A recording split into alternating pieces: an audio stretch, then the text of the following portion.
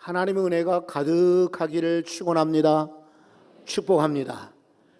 오늘 예배뿐만 아니라 여러분들이 계속해서 참여하시고 은혜들 많이 받으시기 바라요. 하나님이 우리 인생에게 바라는 것만 우리가 최선을 다하면 우리 인생은 끄떡없습니다. 아무리 어렵고 힘들어도 견디고 이겨낼 수가 있어요. 근데 하나님께서 우리에게 바라시는 최고는 다른 것 아니라 예배하는 거예요. 오늘 여러분 예배하러 나오셨으니 하나님이 기뻐하실 줄 믿습니다. 그리고 하나님이 기뻐하시는 대로 우리에게 많은 복을 주실 줄로 믿습니다. 어떤 이들은 바쁘기도 하고요, 어떤 이들은 때로 믿지 않는 가족들 때문에 눈치가 보이기도 하고, 어떤 이들은 우리 아이들이 아직 어려서 쉽게 나오기 힘들고, 어떤 이들은 아파서 못 나오는 이들도 있어요. 하지만은 최선을 다해서 주께 나올 때에 하나님이 예배를 통해서 우리에게 필요한 모든 것들을 공급해 주십니다. 그리고 오늘 예배할 때에 여러분 약한 부분이 고침받고 나음 얻기를 간절히 축원합니다. 지금 우리나라에 독감이 매우 유행을 한다고 합니다. 그래서 아이들도 어른들도 지금 노인분들도 독감으로 고생들을 많이 해요. 특별히 독감으로 고생하면서 이 자리에 나오지 못한 분들, 영상으로 예배할 때도 하나님이 고쳐주실 줄 믿습니다. 오늘 저는요, 이 인생 부활에 대해서 말씀을 드리려고 해요. 여러분, 부활절은 그냥 달력에 기록되는 절기, 날짜가 아닙니다. 부활은 성경에만 기록된 예수님이 부활하셨다, 그거 우리가 축하한다, 그런 날만은 아닙니다. 그렇다면 우리는 반쪽짜리 부활절을 지키는 것입니다. 진정한 부활절은요, 주님도 부활하시고 우리도 죽어서 당연히 부활하겠지만은 이 땅에 살면서도 주님의 부활을 체험하는 거예요. 그리고 그 부활을 여전히 우리 삶 속에서 실천하는 것입니다. 그래서 오늘 인생 부활인 거예요. 영원 부활은 당연하지만 예수님 부활하셨지만 우리 인생도 부활하자. 누가 언제 죽었습니까? 하지만 때로는 우리 인생이 시들어지고 힘이 없고 넘어지고 자신감을 잃고, 그리고 우리는 막막한 세월을 보낼 때가 있어요. 그런 분들마다 이 부활의 은혜가 꽉 차서 다시 한번 인생 부활을 경험하시기 바랍니다. 평택에서 제가 군 생활을 조금 한 적이 있습니다. 그런데 파란색 경기도 버스가 우리 부대 앞에 안정리에서부터 평택역까지 이동을 하고 간단 말이에요. 그런데 때로는 부대차를 탈 때도 있고, 제가 그때는 오토바이를 타고 다녔습니다. 영락교에서 군선교위원회에서 말이죠, 오토바이를 줘서 오토바이를 타고 다닌 적도 있어요. 그러나 대부분은 버스를 타게 되는데, 버스를 탈 때에 옆구리에 광고판에 이런 글자가 새겨져 있었습니다. 인생 역전. 따라서 한번 해보세요. 인생 역전. 처음에는 그냥 뭐 이렇게 지나치고 말았는데, 자꾸만 그 광고를 볼 때마다 내 머릿속에 깊이 박히고 마음속에 와닿는 게 있었어요. 뭐냐면은, 그렇지, 우리가 만약에 지금 힘들고 지금 어렵고 지금 아프고 지금 실패하는 인생이 그냥 이어진다면 사람이 얼마나 살 재미가 없을까. 그러나 광고는 아마 영화 광고인지 그게 무슨 이미지 광고인지 어느 기업 광고인지는 정확하게 모르겠어요. 하지만 그 광고 문안처럼 우리 인생에는 역전의 기회가 있다, 그리고 역전해야 된다, 이것이 제 마음을 사로잡았어요. 그리고 저는 수차례 그런 일들을 많이 경험했어요. 저뿐만 아니라 사랑하는 성도 여러분, 그리고 이 자리에 오신 여러분 모두도 여러분의 인생이 힘들고 어려울 때 그대로 있으면 얼마나 슬프겠습니까? 얼마나 고독하겠습니까? 얼마나 힘들겠습니까? 그러나 분명한 것은 하나님께서 때로 우리 인생을 바꾸어 주십니다. 인생 역전의 때가 올 줄로 확신합니다. 오늘 이 시간이 그런 시간이 되기를 바랍니다. 바울 사도는요, 복음을 전하다가 로마로 잡혀가게 됩니다. 육로를 따라서 가게 되면 한참 걸릴 거예요. 그리고 육로는 험하기도 하고 이 죄수들을 통제하기가 어려워요. 그래서 로마 정부에서는 저 예루살렘에서 붙잡은 바울과 그리고 다른 죄수들까지 해서 가이사라까지 데려왔다가, 이 가이사라는 항구 도시였습니다. 여기서부터 터키 남부 지역, 지금인 터키, 옛날에 로마 제국인 소아시아 지방까지 작은 배를 타고 연안선을 타고 갔다가, 연안선에서는요 큰 화물선을 이제 임대를 하는 거예요. 로마에 있는 백부장이 호송 책임자입니다.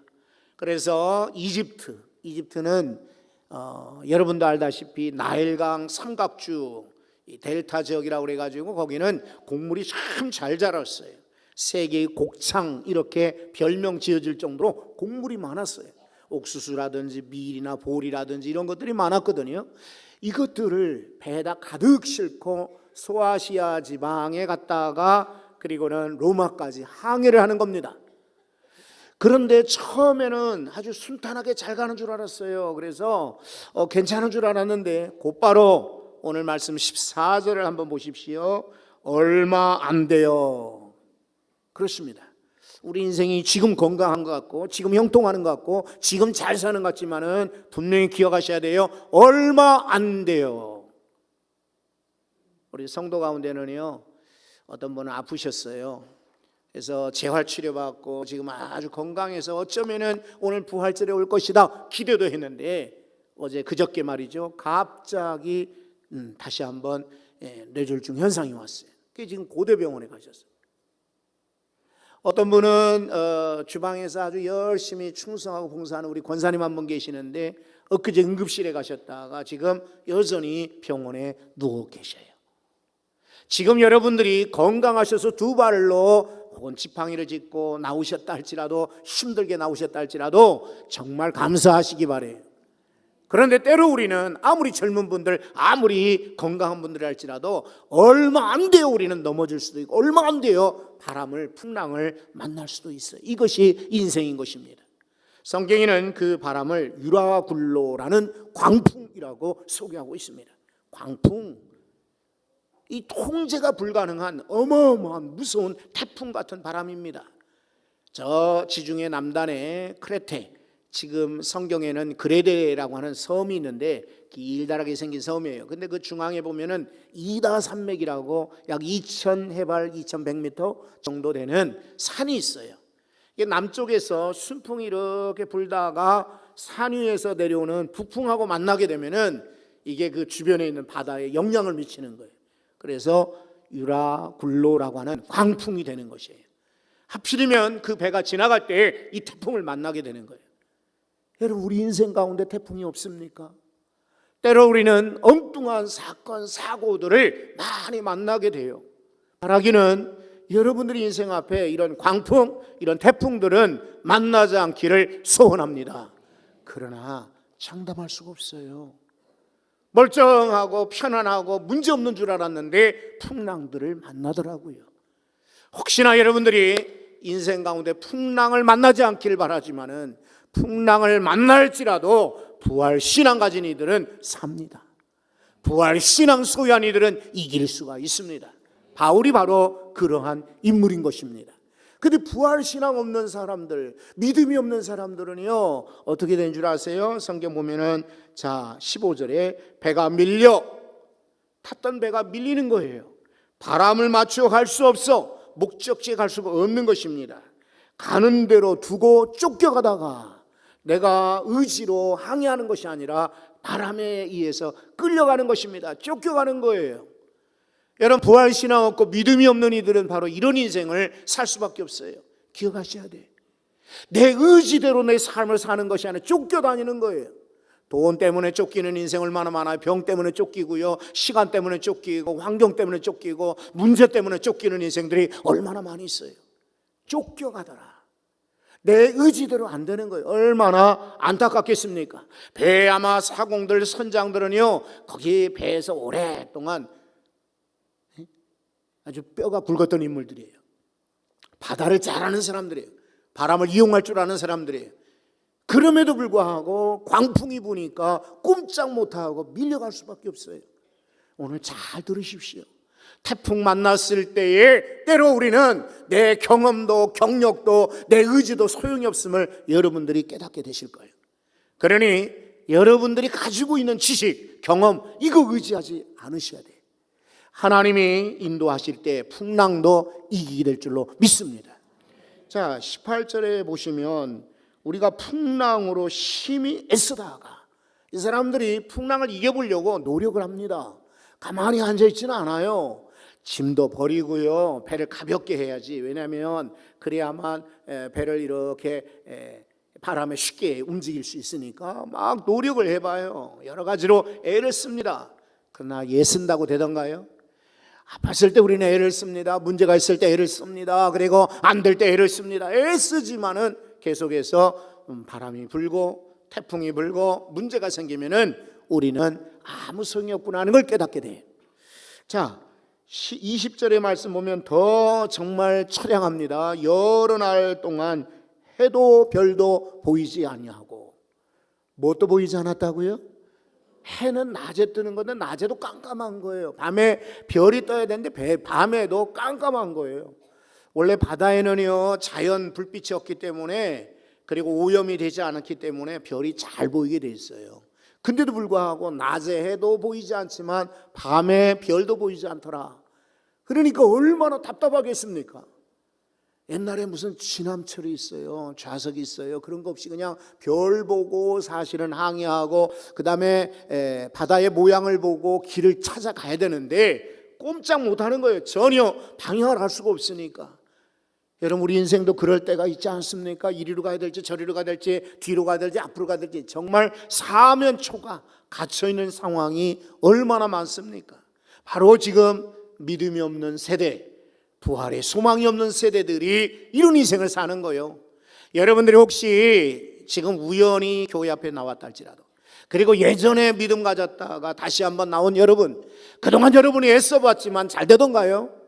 여러분이 여러분의 힘으로 노력했지만은 원하는 대로 되던가요? 천만에요. 아무리 애를 써도 소망이 없어요. 별이 보이지 않고 해도 보이지 않고 노력해도 안 되는 경우가 있습니다. 그러나 부활신앙을 체험한 사람이 여기 있습니다. 그래서 오늘 그 사람을 여러분에게 소개해 드리려는 거예요. 그래서 이 사람은 바로 사도 바울이었습니다.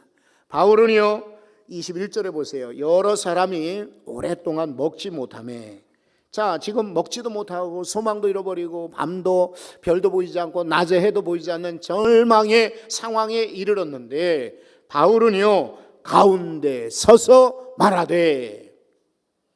여러분, 자신이 없는 사람은 가운데 설 수가 없어요. 내 말이 맞을까 틀릴까 자신이 없으면, 확신이 안 들면 앞에 설 수가 없어요. 근데 바울은 지금 정중앙에 서 있는 것입니다. 자신 있게 당당하게 이 배에 탔던 사람들, 소망 잃어버린 사람들에게 증거하고 있습니다. 여러분, 안심하라. 생명은 지장이 없을 거다.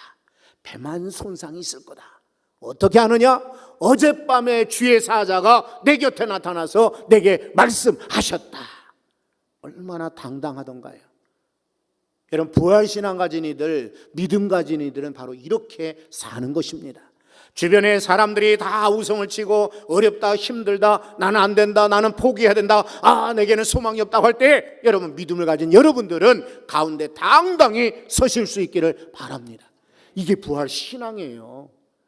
부활절 우리가 찬양하고 부활절 기도한다고 부활신앙이 아니라, 여러분, 부활의 주님을 본받아서 주님께서 무덤을 열고 살아나신 것처럼, 죽음의 권세 무너뜨리고 살아나신 것처럼 오늘 이 땅 가운데 어려운 이들 앞에서 당당히 서실 수 있기를 바랍니다. 바울은 말하기를 안심하라, 안심하라, 안심하라 라고 증거하고 있습니다. 22절에 내가 너희를 권하노니 이제는 안심하라. 여러분, 이 세상을 살아가면서 얼마나 우리가 불안한 것이 많던가요? 차를 타도 불안하고, 집에 식구를 남겨놔도 불안하고, 아이들이 어디 가도 불안하고, 또 비행기를 타도 불안하고, 지진이 날까 불안하고, 핵폭탄이 터질까 불안하고, 전쟁 날까 불안하고, 내가 원하는 대로 안 될까 불안하고, 믿을 만한 의사에게 사실은 내 생명을 맡겼는데 정말 고쳐질까 불안하고, 선생님들이나 정말 지도자들이 우리 아이들 잘 가르쳐 줄까 그것도 불안하고, 살다 보면 참 불안한 요소가 많죠. 그런데 오늘 사도 바울은 믿음 가지고 확신을 가지고 증거하고 있습니다. 여러분 안심하라. 오늘 사도 바울처럼 주님은 우리에게 말씀하십니다. 이 어려운 세상 가운데서도 안심하라, 평안하라. 주의 음성 들으시기 바랍니다. 그리고 사도 바울은 말하기를 아무도 너희 생명에는 손상이 없고 백분일 것이다. 생명 하나님이 지켜주신다라고 말씀하고 있어요. 부활신앙은 여러분 이렇게 우리를 담대하게 만드는 거예요. 그러니 여러분도 부활신앙 가지시고 예수님 부활 나의 부활이라 믿고 이 부활신앙으로 어디 가든지 담대하시고 증거하시기 바랍니다. 24절에 보면 바울아 두려워하지 마라 라고 어젯밤에 말씀하셨대요. 너는 분명히 가이사는 로마 황제를 말합니다. 가이사 앞에 서리라 라고 주의 사자가 음성을 눌러주셨다는 거예요. 나는 그 말씀을 믿는다라고 바울은 고백하고 있어요. 여기 배에서 내가 죽는 것이 아니라 파손당하여 바다에서 죽는 것이 아니라 나는 로마에 가서 가이사 황제 앞에 설 것이라고 주님 약속하셨다. 목표가 있는 거죠. 여러분 부활신앙 가진 이들은 그냥 살지 않습니다. 하나님이 주신 목표가 있는 것입니다. 그러므로 오늘 절망의 순간, 그 괴로움의 순간, 막힌 순간이 있어도 그들은 절대로 포기하지 않습니다. 여러분도 부활신앙 갖고 목표를 향하여 달려갈 수 있기를 바랍니다. 나는 이제 나이가 많아요. 나는 이제 힘이 없어요. 나는 돈이 없어요. 나는 건강이 없어요. 천만에요. 사명은 어느 때든지 주는 것입니다. 모세는요 나이가 120이나 되었지만은 눈도 흐리지 아니하고 기력도 쇠하지 아니하였다 그랬어요. 여기 120 이상 되신 분 누구예요? 손 들어봐요. 다 모세보다는 어려요, 그죠?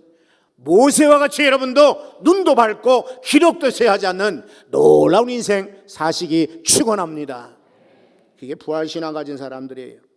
여러분 25절에 보면 나는 내게 말씀하신 그대로 되리라고 하나님을 믿노라. 바울이 고백한 거예요. 말씀대로 믿는다는 믿음을 가진 거예요. 이게 부활신앙이에요. 여러분 사람 믿지 마세요. 미안하지만 정치가들 말도 믿지 마시고요. 아무리 훌륭한 선생님이라도 그 말 100% 믿지 마십시오. 오직 하나님의 말씀을 믿으시기 바랍니다. 신문이나 뉴스를 보면은 참 안타까운 일들 많잖아요, 그죠?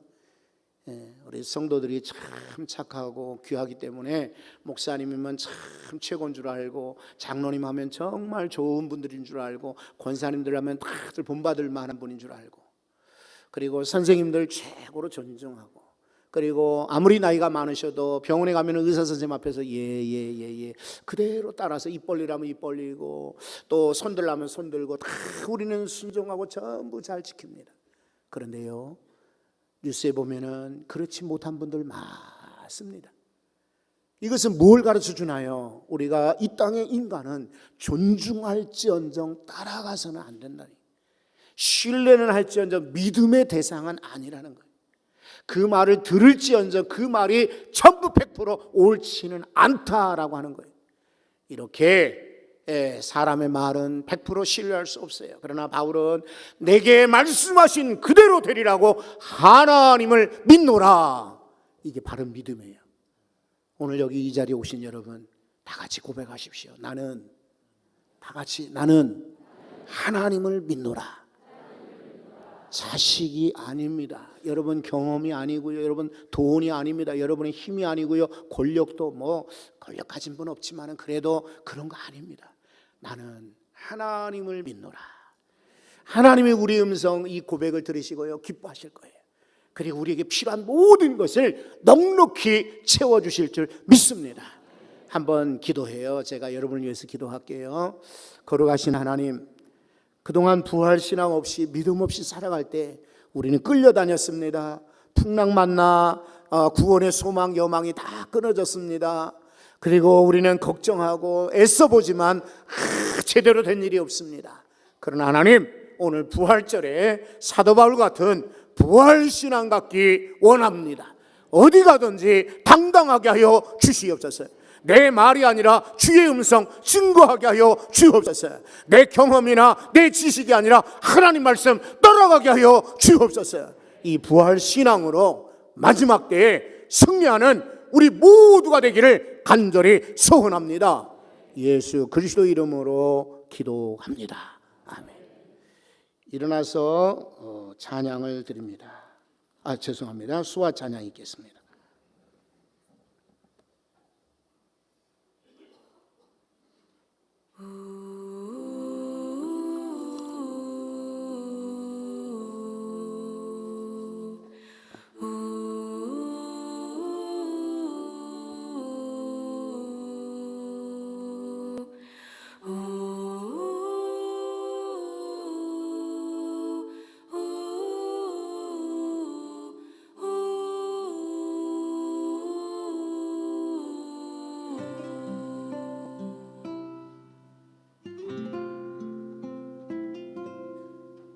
작은 갈대 상자 물이 새지 않도록 역청과 나무 진을 칠하네. 어떤 마음이었을까 그녀의 두 눈엔 눈물이 흐르고 흘러 동그란 눈으로 엄마를 보고 있는 아이와 입을 맞추고 상자를 덮고 가까이에 띄우며 간절히 기도했겠지. 정처 없이 강물에 흔들흔들 흘러내려가는 그 상자를 보며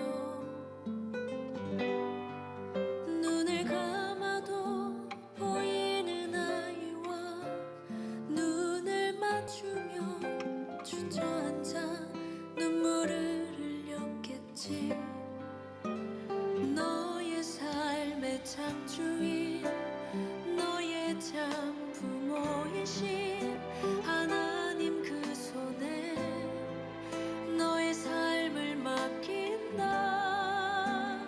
너의 삶의 창조인 너를 이끄시는 주 하나님 그 손에 너의 삶을 드린다.